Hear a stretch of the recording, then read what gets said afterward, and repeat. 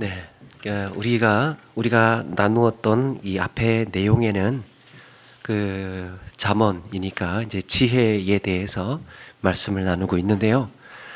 앞에 나누었던 내용에는 삶 가운데 우리가 경계해야 할 것이 무엇인가를 말씀하고 있습니다. 예를 들면 게으름, 또 탐욕, 유혹 이런 것에 대해서 우리는 어떤 지혜를 가져야 하는가, 여기에 대한 올바른 이해가 무엇이며 이것이 실제 우리의 삶에 어떻게 필요한 것인지를 말씀해 주고 있습니다. 그런데 오늘 말씀에는 이제 이런 실질적인 적용 내용에서 이제 다시 돌아와서 지혜가 무엇인가 하는 것을 또 근본적으로 강조하고 있습니다. 지혜가 무엇인가? 우리가 마음에 새겨야 할 이 지혜의 정석이 무엇인지를 가르쳐주고 있는데요. 함께 나누어 보도록 하겠습니다. 1절에 지혜가 부르지 아니하느냐, 명철이 우리를 높이지 아니하느냐 그랬습니다. 지혜가 의인화돼서 이제 우리를 간곡히 부르고 있는 거죠. 여기서 지혜가 우리에게 두 가지 의미로 부르고 있습니다. 하나는 지혜가 부르지 아니하느냐, 부르고 있지 않느냐.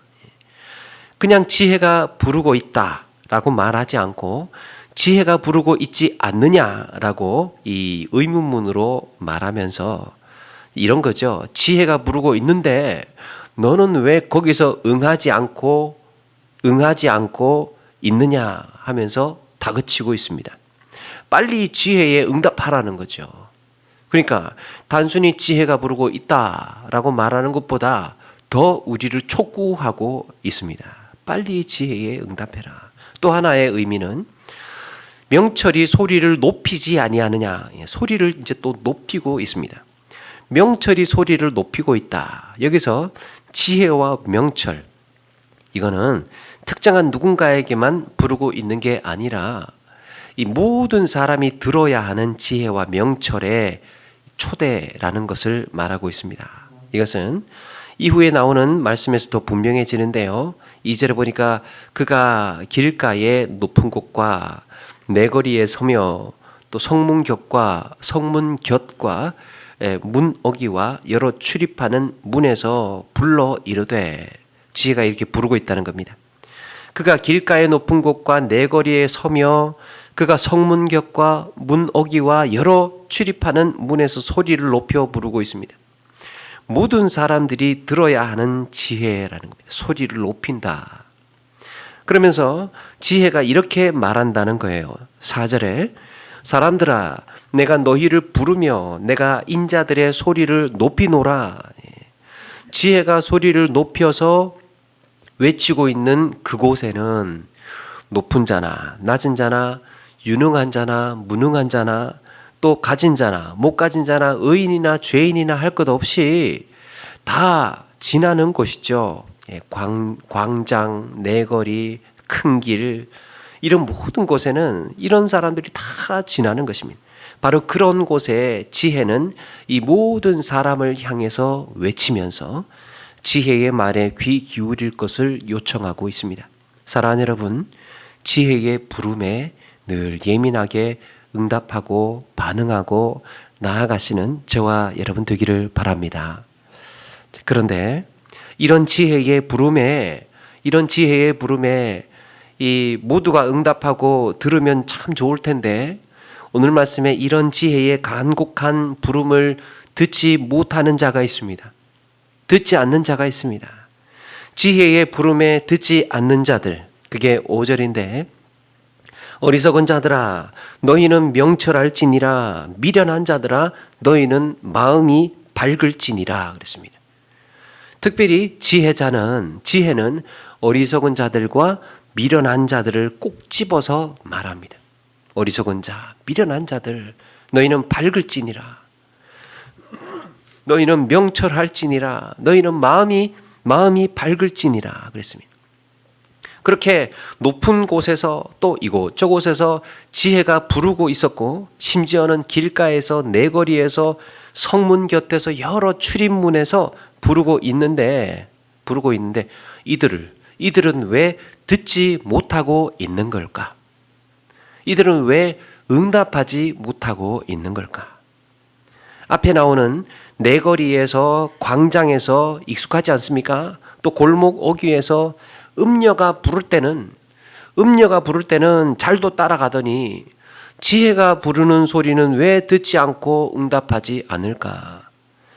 그것은 그들이 어리석고 미련하기 때문입니다. 자, 그러면 우리가 알아야 할 것이 있죠.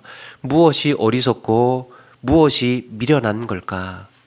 여기서 어리석다, 이 어리석은 자라는 말은 단순한 사람, 또 유혹에 빠지기 쉬운 사람을 말합니다. 어리석은 사람은 단순하고 유혹에 빠지기 쉬운 사람. 그리고 미련하다라고 했을 때 미련하다는 판단력이 둔하고 분별력이 없는 사람을 가리킵니다. 미련하다. 판단력이 둔하고 분별력이 없는 사람. 지혜는 바로 이런 자들에게 유혹에 빠지지 않고 분별력을 가진 명철한 자가 되라고 말씀합니다. 그런데 여러분, 이때 성경은 그들에게 너희는 명철해야 한다. 너희는 마음이 밝아야 한다. 이렇게 말하죠. 그러니까 마음이 밝아야 한다. 명철을 가지고 또 마음이 밝아야, 명철을 가져야 하고 마음이 밝아야 유혹에 빠지지 않고 분별력을 가질 수 있다는 말이에요. 그렇다면 마음이 밝다와 대조되고 있는 어리석고 미련한 자들의 지금의 상태는 어떻다는 거예요? 어둡다라는 의미를 암시하고 있습니다. 어둡다. 어리석어서 유혹에 쉽게 빠지고 미련해서 판단과 분별력이 둔한 이유는 어둡기 때문이라는 거예요. 그래서 뭐라고 합니까? 명철을 가져야 하고 마음을 밝혀야 한다. 마음이 밝아야 한다. 라고 말하고 있습니다. 이들의 지금 상태, 어리석고 미련한 상태는 지금 어둡다라는 겁니다. 여러분, 한자에 시라는 글자가 있죠. 시. 김씨, 이씨, 박씨, 홍씨, 민씨라고 할 때 이 시. 옛날에 여인들은 이름이 없고 또 그저 성 뒤에 이자를 붙여서 이 씨자라는 것을 붙여서 사용을 했습니다. 그러니까 굳이 말하자면 김씨라는 성을 가진 그 계통의 사람이라는 말이에요. 굉장히 모호하죠. 김씨라는 사람, 그 계통, 김씨 성을 가진 그 계통에 있는 사람을 그냥 굳이 가리킬 때 모호한 표현입니다. 그러니까 뭐라고 분명히 지칭할 이름은 없고 그냥 대충 그 사람을 불러야 할 때 김씨, 이씨와 같은 성에다가 이 씨를 붙여서 불렀습니다. 여인들을 부를 때 이게 나중에는 존중의 의미로 이제 쓰이게 되죠. 씨라는 말이 감추고 덮는 수치 문화에서, 우리 문화에서 누군가의 이름을 분명하게 지목을 해서 밝혀내는 것은 무례하다고 여겼던 것 같습니다. 이름을 정확하게 지칭해서 딱 꼬집어서 그 사람의 이름을 밝혀내는 것, 이걸 무례하다고 생각을 했던지 이렇게 어느 정도 감추고 이 약간 모호하게 김씨, 이씨라는 이런 호칭들이 생겨났던 것 같습니다. 이런 점에서 이제 여기서부터 잠깐 이 부분은 그냥 제가 철학적인 생각으로 하는 말이니까 그냥 들으시면 됩니다. 뭐 어디 확인해보고 그러지는 마시고 그냥 들으시면 돼요. 우리가 보통 쓰는 말 중에 저기요라는 표현이 있잖아요. 저기요. 이게 이 위치, 장소를 나타내는 저기요. 여기요 말고 저기요. 그런데 이거를 우리는 이제 누군가를 호칭으로 저기요. 그냥 내 앞에 있는 그 사람, 내 앞에 있는 이 사람이 그 사람을 내가 알고 있는 경우에도, 그 사람이 누구인지 정확히 알고 있는 경우에도 그 사람의 이름을 정확히 명료하게 지칭하지 않고 저기요라고 모호하게 표현을 합니다. 저기는 이 저기가 어딥니까? 그 근방에 이르는, 그 사람 딱 꼬집는 게 아니고 그 근방에 이르는 그 위치에다 대고 부르는 거예요. 그저 거기 누군가에게 내가 부르는 소리를 들어달라는 뜻입니다. 그쪽에 있는 누군가에게 내가 부르는 나의 소리를 들어달라. 그러니까 누군가를 딱 지칭해서 부르지 않고 그 근방을 향해서 내 목소리를 날리는 이유가 뭘까? 저기요에 담긴 정서가 뭘까? 생각을 해봤습니다. 싫으면 반드시 대답하지 않으셔도 됩니다. 라는 조심스러운 배려가 녹아있는 아름다운 표현인 것 같습니다. 저기요. 꼭 대답하지 않아도. 최철 씨 이러면 이제 대답을 해야 되잖아요. 나를 불렀으니까. 저기요 라고 하면 부담스러우면 꼭 대답하지 않아도 되는. 그래서 조심스럽게 상대방이 부담스럽지 않도록 부르는 모호하고 애매한 표현이라고 생각을 합니다. 저기요. 자, 그렇게 모호하게 불리는 호칭이 바로 이 씨라는 말에 있다는 거죠. 그런데 이 씨, 이 모호하게 이름을 누군가를 이제 이 이름 없는 여인에게 김씨, 그냥 홍씨 이렇게 불렀던 그 모호하게 불렀던 이 씨라는 글자에 날 일자가 밑에 붙게 되면 어두울 혼이 됩니다.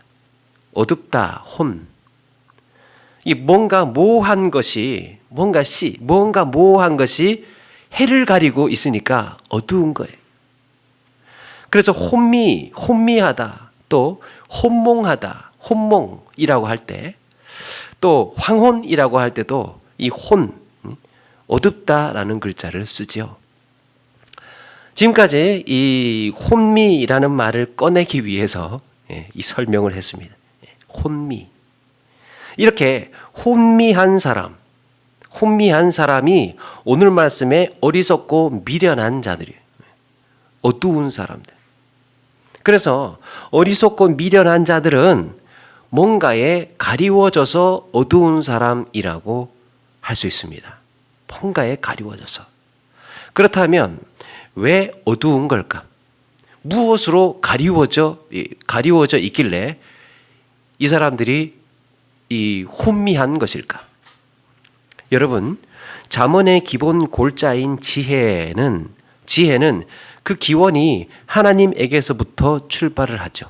지혜의 출발이 하나님에게서부터 출발을 합니다.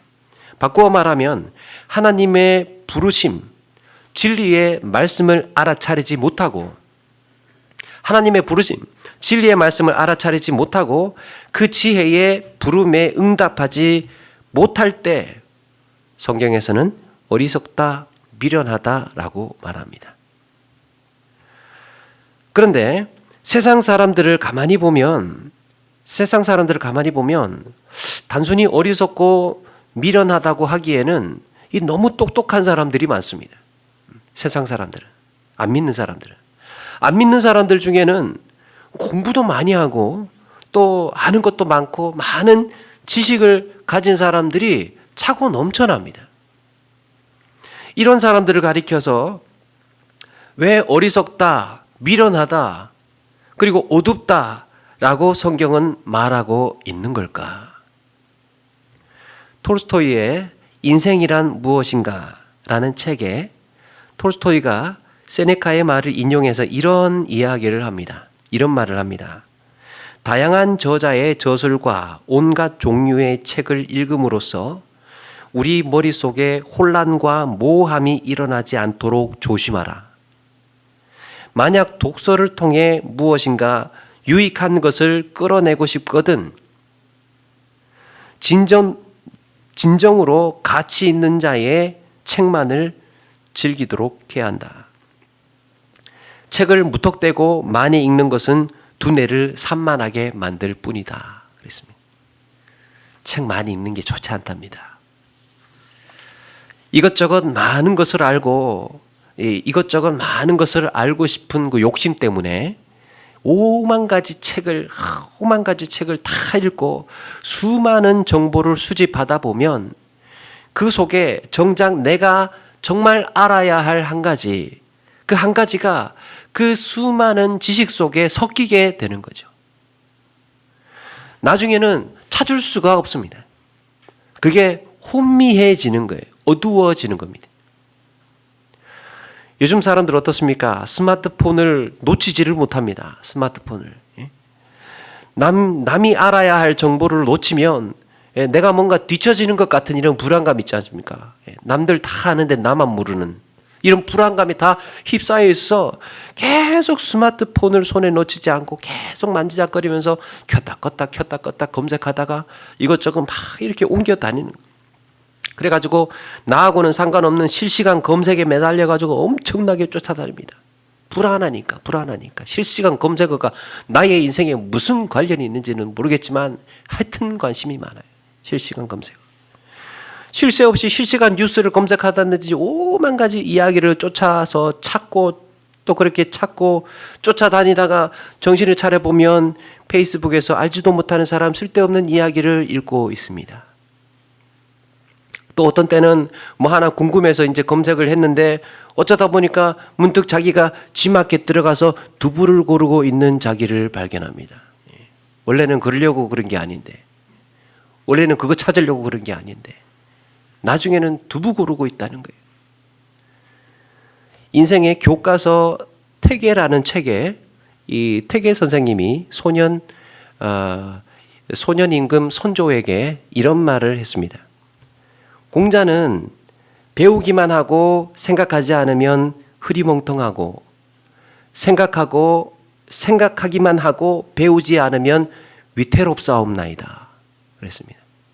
그러니까 많이 배우기만 하고 많은 책을 엄청나게 많이 읽고 그걸 자기 것으로 한 가지의 생각으로 요약해서 만들지 않는다면 혼미하다는 거예요. 얻는 것이 없다는 겁니다. 그리고 오만 가지 생각은 다 하는데 제대로 아는 것 하나 없으면 그거 위험하다는 거예요. 그래서 이것저것 무조건 책을 많이 읽는 것이 좋은 게 아니라 좋은 책 하나 선정해서 그걸 곱씹어가면서 천천히 내 생각으로 정리하고 내 것으로 만들었을 때 그게 유익하다는 말이에요. 반대로 지식도 없이 고민하는 것, 지식 없이 고민하는 것은 위태롭다 그랬습니다. 위험하다. 이런 점에서 어두운 사람을, 세상의 어두운 사람을 두 부류로 말할 수 있습니다. 하나는 정말 아는 게 없어서 어두운 거예요. 아는 게 없어서 어둡다. 자기가 아는 그 한 가지를 진리라고 믿습니다. 이것만이 진리야. 다행히 그 한 가지라도 제대로 붙잡으면 괜찮은데 그럴 가능성은 거의 희박하죠. 물에 빠진 사람이 지푸라기를 잡는다는 말처럼 의미 없는 아무런 가치 없는 것을 붙들고 그것이 붙들게 되면 그것이 오히려 나를 해치는 흉기가 될 수 있는 겁니다. 차라리 모르는 게 낫지 잘못 아는 것은 나를 해치는 흉기가 될 수 있다는 거죠. 그걸 위태롭다라고 말합니다. 한 가지 방식에만 갇히는 것. 또 한 가지는 어두운 사람, 또 한 가지는 아는 게 너무 많아서 진짜 이게 진짜인지 뭐가 진짜인지 찾아내지 못하는 경우입니다. 아는 게 너무 많아서. 혹은 잡다한 생각들로 가득 들어차 있기 때문에 잡념이 가득 들어차 있기 때문에 뭔가 쉽게 결정을 내리지 못합니다. 아는 게 너무 많아도 쉽게 결정 내리지 못하는 거예요. 너무 많이 알아서. 그리고 다 지나가고 한마디 하죠. 이런 사람들은, 아는 게 많은 사람들은 다 지나가고 한마디 합니다. 내 그렇게 될 줄 알았어. 그렇게 될 줄 알았어. 그렇게 될 줄 알았으면 왜 진작 말해주지 않았습니까? 다른 경우의 수 때문에 그래. 그때 다른 생각도 하고 있었거든요. 그냥 주저주저 하다가 지나가는 거, 주저주저 하다가. 그래서 쓸데없이 많이 아는 것도 득이 되지 못할 때가 있습니다. 그래서 생각의 분주함, 이 생각의 분주함, 잡념, 엄청나게 잡스러운 생각 쓰레기들이 나를 어둡게 만드는 것입니다. 제대로 아는, 제대로 된 진리가 아닌 제대로 된 여러 가지 오만, 그 속에는 거짓도 있고 질투도 있고 시기도 있고 그 글 속에는 여러 가지 인간의 욕심과 이기심과 교만이 다 녹아들어 있는데 이 수많은 정보들을 다 갖고 내 머리에 싸매고 있자니 어두워지는 것이죠. 여러분 색깔을 덧칠하다 보면 나중에는 뭐가 됩니까? 검정색만 남죠. 빨강색, 파란색, 노란색, 초록색, 보라색 이 색깔을 다 덧칠을 하다 보면 나중에는 검정색이 되는 거예요. 그렇다면 우리는 어떻게 이 어두움에서 벗어날 수 있을까가 중요해지죠. 우리는 어떻게 하면 이 어두움에서 벗어날 수 있을까? 어떻게 하면 어리석고 미련한 삶에서 벗어나게 되는가? 6절에 너희는 들을지어다 내가 가장 선한 것을 말하리라 내 입술을 열어 정직을 내리라 그랬습니다. 내가 가장 선한 것을 말하리라. 자, 여기에 두 가지가 등장하죠. 하나는 가장 선한 것, 또 하나는 정직입니다. 선한 것도 그냥 선한 것이 아니고 가장 선한 것이라고 했습니다. 바로 최고 선을 말합니다. 가장 선한 것. 이렇게 내가 가장 선한 것을 정직하게 말하겠다고 해놓고 뭐라고 하고 있습니까? 7절에 내 입은 진리를 말하며 내 입술은 악을 미워하느니라. 자, 여기에 진리가 등장합니다. 여러분, 진리를 어떻게 정의할 수 있을까? 진리를 어떻게 말할 수 있을까?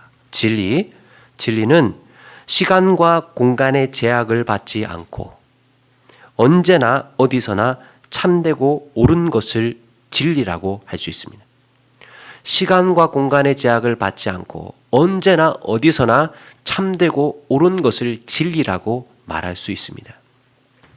그런가 하면 시간과 공간의 제약을 받지 않고 언제 어디서나 자기 본연의 모습을 고집하는 것을 진상이라고 할 수 있습니다. 시간과 공간의 창수도 받지 않고 언제나 어디서나 자기 본연의 그걸 그냥 드러내고 있는 것을. 진상이 되지 않으려면 선을 분별하고 인정하고 수용해서 자신을 다듬을 줄 알아야 합니다. 이런 점에서 진리를 내 체질로 만들기 위해서는 활용할 수 있는 능력, 진리를 내 체질로 만들기 위해서 활용할 수 있는 능력을 지혜라고 말할 수 있습니다. 진상이고 고집스럽고 아주 움직이지 않는 완고한 이 내 자아를 깨뜨리고 부셔서 진리의 말씀에 그 체질에 맞게 조금씩 변해가기 위한 과정, 그렇게 하겠다고 갖는 용기, 또 그렇게 그 진리를 활용해서 사용하는 방법, 모든 것을 지혜라고 말할 수 있죠. 그런가 하면 반대로 내 입술은 악을 미워하느니라 그랬습니다. 악을 미워하느니라. 성경에서 악은 하나님을 떠난 것을 말합니다. 시편 18편 21절에 이는 여호와의 도를 지키고 악하게 내 하나님을 떠나지 아니하였으며 그랬습니다. 하나님을 떠난다. 또 이 시편 14장 14편 1절에는 어리석은 자는 그 마음에 이르기를 하나님이 없다 하는도다. 어리석은 자는 하나님이 없다라고 한답니다. 아무리 똑똑하고 지식을 가지고 수많은 학식을 갖고 있다 하더라도 하나님을 알지 못하거나 하나님을 인정하지 않는 것을 가리켜서 성경에는 어리석다, 미련하다, 어둡다라고 말하고 있습니다.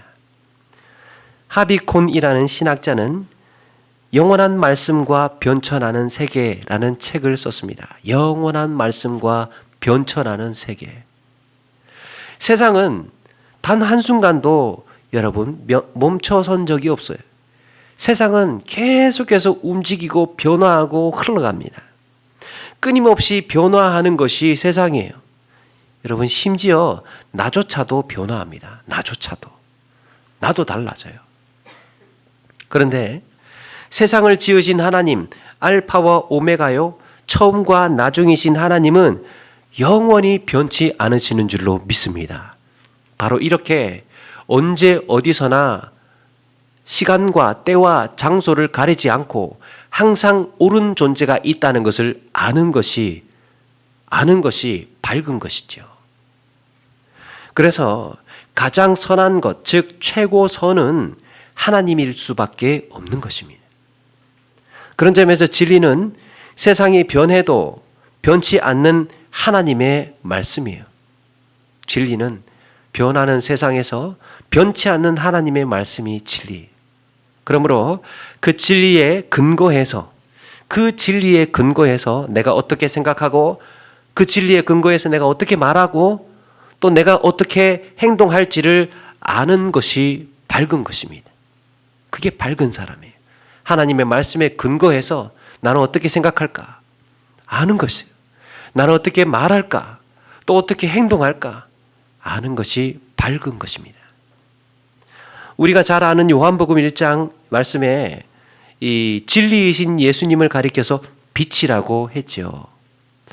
빛이 어둠에 빛이 돼 어둠이 깨닫지 못하더라 그랬습니다. 사랑하는 여러분, 지금도 살아계신 하나님의 말씀이 바로 진리. 우리의 구원자 되신 예수 그리스도께서 진리이신 줄로 믿습니다. 이 진리를 아는 것이 우리에게 필요한 지혜의 정석이라는 거예요. 그러면서 마지막으로 이렇게 말씀합니다. 10절에 너희가 은을 받지 말고 나의 훈계를 받으며, 은 대신에 내 훈계를 받아라. 정금보다 지식을 얻으라. 11절에 대저 지혜는 진주보다 나음으로 원하는 모든 것을 이에 비교할 수 없습니다. 세상에 화려하고 값비싼 금은보화를 소개를 하죠. 은보다 정금보다 또 진주보다 나으니라. 그거 말고도 그 수많은 세상에 원하는 것들, 값비싼 것들, 귀한 값진 보화들, 이런 것들보다 이 진리에, 이 지혜에, 이 지식에 비교할 수 없다. 이 지혜에 비교할 수 없다 말하고 있습니다. 너희가 은을 받지 말고 나의 훈계를 받으라는 명령은, 그런데 은보다 지혜의 훈계가 더 중요하다라는 말이에요. 또 정금보다 지식을 얻으라고 말씀하죠. 인간에게 그렇다고 해서 은이 필요하지 않고 정금을 구하지 말라는 말이 아닙니다. 세상에 진주가 쓸데없다라는 이야기가 아니에요. 은이나 금과 같은 재물보다는 그 재물을 사용할 줄 아는, 그 재물을 활용할 줄 아는 지혜가 먼저 갖추어져야 한다는 말입니다. 돈을 구하는 것보다 돈을 올바르게 쓸 줄 아는 지혜가 더 중요하다는 거예요. 그게 정금보다 지식입니다. 정금보다 지혜예요. 그릇이 갖추어져야 담을 수가 있죠. 좋은 그릇이 갖추어져야 좋은 것이 담길 수가 있죠. 야고보 사도는 구하여도 받지 못함은 정욕으로 쓰려고 잘못 구하기 때문이라 그랬습니다. 그릇이 잘 갖추어지지 않았으면 하나님께서는 잘 주지 않는다는 거예요. 허락하시지 않는다는 겁니다. 아무런 준비가 되지 않은 사람에게 덜컥 복권이라도 당첨이 돼서 돈방석 위에 그렇게 앉게 되었다면, 준비가 되지 않은 사람에게 덜컥 복권이라도 당첨돼 가지고 그 돈방석 위에 앉게 되었다면, 여러분, 그것은 영혼을 파멸로 이끌어가는 재앙이 될 수 있습니다. 만약에 야고보 사도가 말하는 것처럼 구하여도 받지 못함은 정욕에 쓰려고 잘못 구하였기 때문이라, 이 말은 구하여도 너희들이 받지 못했을 때 오히려 그게 기도의 응답이라는 거예요. 만약에 이것을 바꾸어 말해서 구하였을 때 받았다면, 너희가 정욕에 썼다면 여러분, 이거는 심판이에요. 이거는 징계예요, 징계. 애따 먹어라. 징계입니다, 징계. 준비가 되어 있어야 된다는 거예요. 그래서 물질의 풍요, 경제적인 부요함을 구하기 전에, 물질의 풍요, 경제적인 부요함을 구하기 전에 먼저 신실한 믿음의 일꾼으로 성장케 해 주시고, 하나님의 형상을 회복한 사람이 되게 하시고, 인생의 선한 목적과 선명한 진리를 볼 수 있는 분별력을 먼저 달라고 구해야 할 줄로 믿습니다. 온전한 그리스도인으로 성장하고 성숙해지고 난 다음에 이야기라는 거예요. 말씀을 마칩니다. 사랑하는 여러분, 나를 분주하게 만드는 세상의 생각들을 우리는 내려놓아야 합니다. 나를 분주하고 복잡하게 만드는 그 생각의 분주함을 우리는 하나하나 정돈하고 내려놓아야 할 필요가 있습니다. 많은 지식을 쌓고 실력을 갖추고 또 어쩌면 많은 재물을 얻기 위해서도 힘써야 하겠지만 이 모든 것이 하나님의 말씀에 근거해서 진리의 토대 위에 생각하는 능력, 진리의 토대 위에서 생각할 줄 아는 능력, 바로 지혜를 갖지 못한다면 우리는 늘 분별하지 못할 것이고 어둠 속에서 방황하고 헤매게 될 것입니다. 그러므로 빛 대신 주님을 바라보며 진리의 말씀이 나를 지혜롭게 한다는 것을 늘 기억하시고 아름다운 그리스도인으로 또 성장하고 성숙한 그리스도인으로 그렇게 살아가시는 저와 여러분 되기를 주님의 이름으로 축원합니다. 찬양하겠습니다.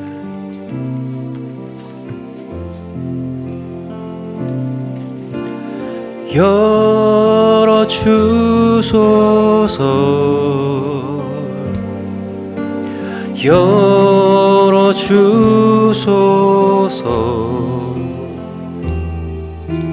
내 눈을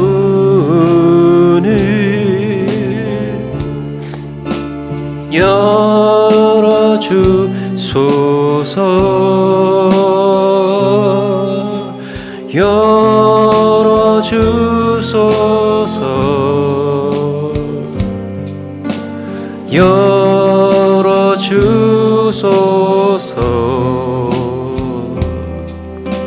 주님 바라볼 수 있도록 열어주소서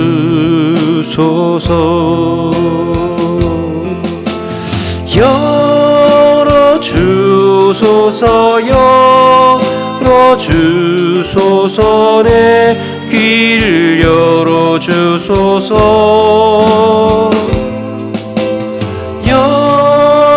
열어주소서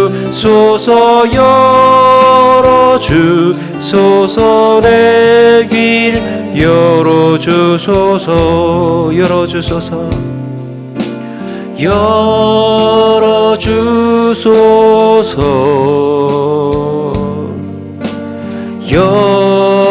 열어주소서 내 귀를 열어주소서 내 귀를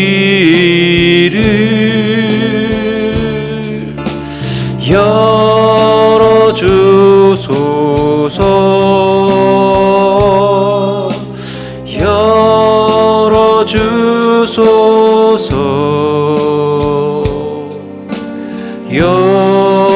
열어주소서 주님 말씀 들을 수 있도록 열어주소서. 아멘. 네, 우리 이 시간 말씀 기억하면서 잠시 한번 기도하며 나가기를 원합니다. 하나님, 우리의 혼미한 여러 가지 세상의 생각들 앞에서 주님을 선명하게 바라볼 수 있도록 인도해 주시고 우리의 귀를 열어서 주의 귀한 말씀을 듣게 해달라고 우리의 마음을 더욱 하나님 앞에 투명하게 그렇게 살아갈 수 있는 지혜로운 그리스도인 되기를 원합니다. 우리의 세상의 온갖 거짓과 탐욕과 욕심과 교만의 이 모든 것들이 하나님 걸러진 정말 정금과도 같은 말씀 앞에 나를 세우고 나를 변화시키고 나를 깨뜨리고 그렇게 하루하루 성장하고 성숙한 그리스도인으로 살아가기를 원합니다. 이런 말씀을 기억하고 또 다짐하고 고백하며 우리 함께 잠시 한번 기도하며 나가겠습니다. 같이 한번 기도하겠습니다.